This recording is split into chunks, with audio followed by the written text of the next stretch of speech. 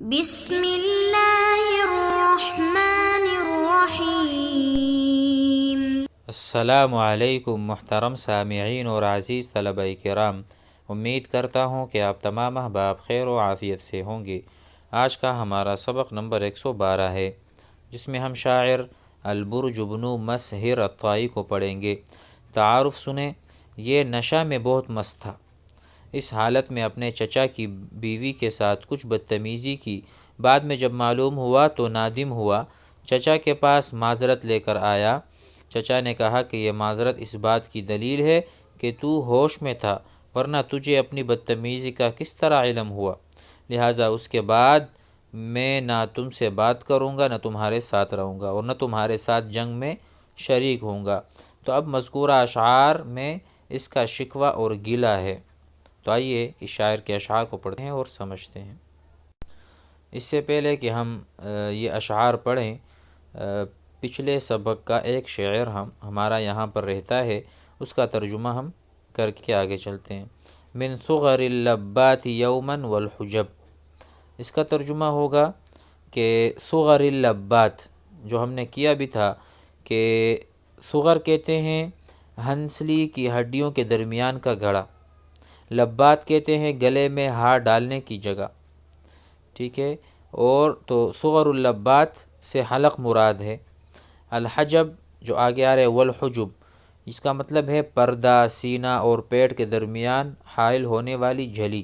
تو کہتے ہیں وہ نیزے رو رہے ہیں اگر ان کو داخل نہ کیا جائے حلق میں، یومن کسی دن، والحجب اور اسے داخل نہ کیا جائے سینے اور پیٹ کے درمیان حائل ہونے والی جھلی میں۔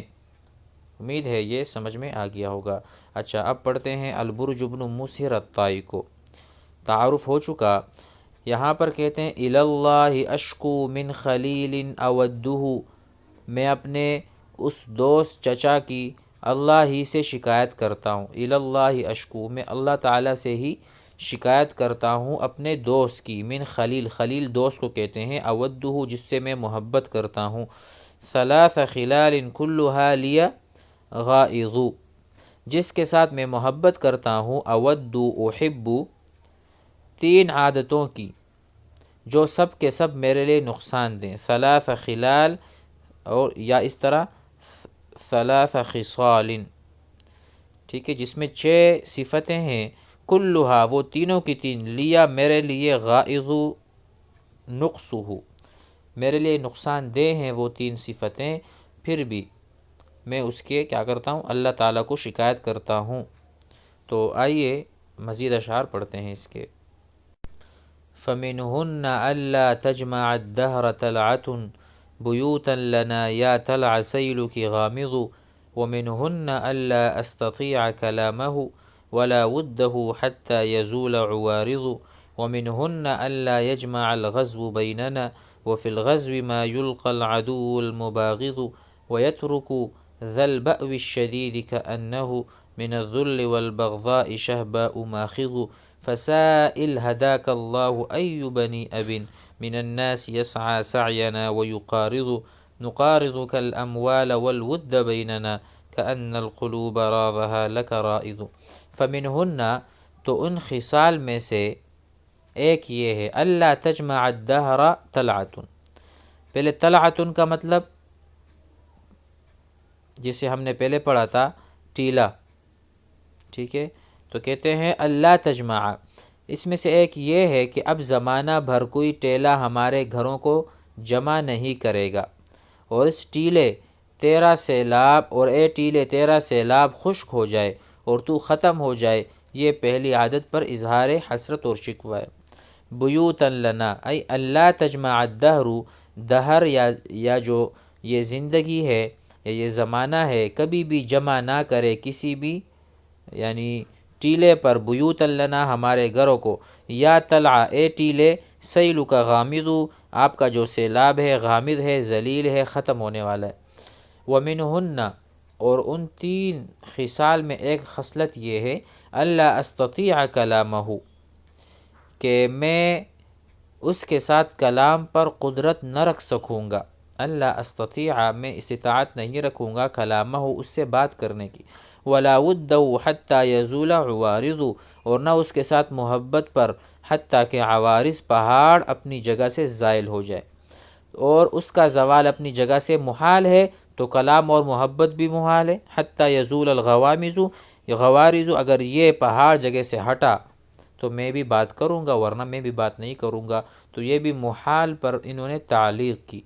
علق فکلامہ معلق بتحرک الجبل والجبل لا يتحرك فكذلك هو۔ ومنہن، اور ان تین صفات اور خصال میں سے یہ بھی ہے، الا یجمع الغزو بیننا، کہ کوئی جنگ ہم کو جمع نہ کرے گی، حالانکہ جنگ میں بغض رکھنے والا دشمن بھی مل جاتا ہے، لیکن میرا چاچا مجھ سے نہیں ملے۔ وفی الغزو ما یلقى العدو المباغض، دیکھو جنگ میں کبھی کبھار دشمن کا سامنا ہوتا ہے، لیکن یہاں پر یہ کہتے ہیں کہ ہم جنگ میں بھی شریک نہیں ہو سکیں گے ایک ساتھ۔ بات سمجھ میں آ گئی؟ تو ہمیں جنگ بھی جمع نہ کرے گی، حالانکہ دشمن بھی اس میں جمع ہو جاتے ہیں، دوسرے کو دیکھ لیتے ہیں۔ وَيَتْرُكُ ذَا الْبَأْوِ الشَّدِيدِ كَأَنَّهُ، اور جنگ سخت متکبر کو اس طرح کر کے چھوڑ دیتی ہے۔ وَيَتْرُكُ ذَا الْبَأْوِ أي الْكِبْرُ وَالنَّخْوَةُ الشَّدِيد، جو زیادہ متکبر آدمی ہوتا ہے جنگ اس کو بھی چھوڑ دیتا ہے، كَأَنَّهُ، گویا کہ وہ ہو جاتا ہے، مِنَ الذُّلِّ وَالْبَغْضَاءِ شَهْبَاءُ مَاخِذُ، ذلت اور عداوت کی وجہ سے جو بڑا متکبر ہوتا ہے، جیسے کہ وہ درد ذہ میں مبتلا ہونے والی چت کبرا اونٹنی ہے، یعنی جیسے چت کبرا، ٹھیک ہے، اونٹنی درد ذہ کو برداشت نہیں کر سکتی، اسی طرح قوی آدمی بھی جنگ کی مشقت برداشت نہیں کر سکتا۔ تو جنگ کی یہ سختی ہر قسم کے مددگار کا تقاضا کرتی ہے، لیکن عم محترم جو میرا چچا ہے نے اس بات کا خیال نہیں رکھا۔ فسائل ہداک اللہ ای بنی ابن، کہ اے چچا اللہ آپ کو ہدایت دے، آپ پوچھئے کہ لوگوں میں سے کس باپ کے بیٹے ہماری جیسی سعی اور حالات کا مقابلہ، ہداک اللہ ای بنی ابن، کون ہے جو اپنے باپ کے بیٹے ہیں، من الناس، لوگوں میں سے، یسعی سعینا، ہماری طرح حرکت میں ہوتے ہیں، ہماری طرح محنت کرتے ہیں، ویقارض ویجازی ویعامل، کہ وہ حالات سے مقابلہ کرے، ایسا تو کوئی بھی نہیں ہے۔ تو ہمیں غنیمت جانو، ہمیں اپنے ساتھ رکھو، ہمیں کیوں دور بھگا رہے ہو، کیوں دور جا رہے ہو، ہمارے جیسے آپ کو نہیں ملیں گے۔ نقارضک الاموال والود بیننا، ہماری حالت یہ ہے کہ ہم تیرے ساتھ مال اور محبت کا اس طرح معاملہ کرتے ہیں۔ نقارض کا معنی آئے گا کہ ہم آپ کے ساتھ تقسیم کرتے ہیں، اموال، مال بھی اور محبت بھی، بیننا کأن القلوب راضھا لک رائض، گویا کہ ان دلوں کو تیرے لیے سدھایا ہے، لیکن اتنی تابعداری کے باوجود آپ ناراض ہیں۔ ہم آپ کے ساتھ مال اور اپنی محبت تقسیم کرتے ہیں، محبت بھی ایسی، کأن القلوب، گویا کہ دل جو ہیں وہ آپ کے لیے ہی بنے ہیں، آپ کی محبت کے لیے۔ اور اخیر میں کہتے ہیں کفا بالقبور صارما لو رعیتہ ولکن ما اعلنت باد وخافض، قطع تعلق کے لحاظ سے موت کافی ہے، کفا بالقبور صارما قاطعا لو رعیتہ، کہتے ہیں کہ قطع تعلق جو کرتا ہے تو پھر تو ہمارے لیے موت اچھی، ولیکن ما اعلنت باد وخافض، اور اگر آپ اس کا انتظار کرتے ہیں کہ مرنے کے بعد خود بخود فرقت و جدائی ہو جائے گی، تو پھر زندگی میں اس قطع تعلق کی کیا ضرورت تھی؟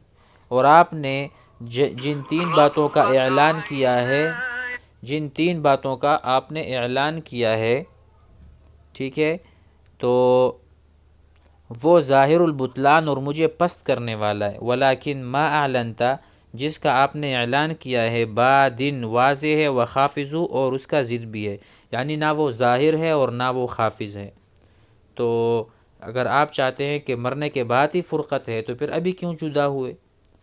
اور اگر آپ ابھی جو جدا ہوتے ہیں اس پر آپ واضح الفاظ سے کیوں نہیں کہتے؟ آپ کا جو کہنا ہے وہ واضح بھی ہے اور خافض بھی ہے، گویا کہ بین بین ہے، مذبذب ہے۔ آپ یا تو طے کریں کہ مرنے کے بعد جدائی، یا ابھی بتا دیں تاکہ ہم جدا ہو جائیں۔ ہم تو ابھی بھی چاہتے ہیں کہ آپ کی ناراضگی دور کر کے آپ کا ہم سہارا بنیں، اور امید ہے کہ سبق آپ حضرات کو سمجھ میں آ گیا ہوگا۔ والسلام علیکم۔